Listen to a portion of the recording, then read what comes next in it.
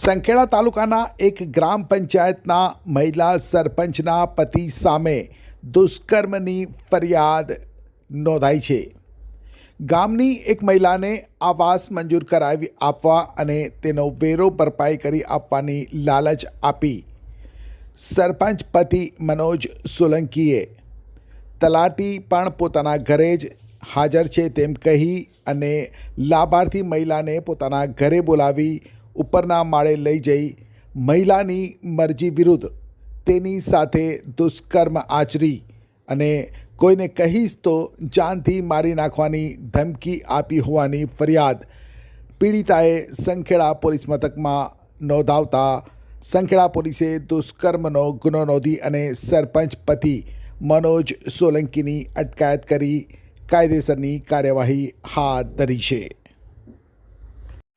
છોટાઉદેપુર સહિત રાજ્ય દેશ અને દુનિયાના સમાચાર જોવા માટે સબસ્ક્રાઇબ કરો તીર સમાચાર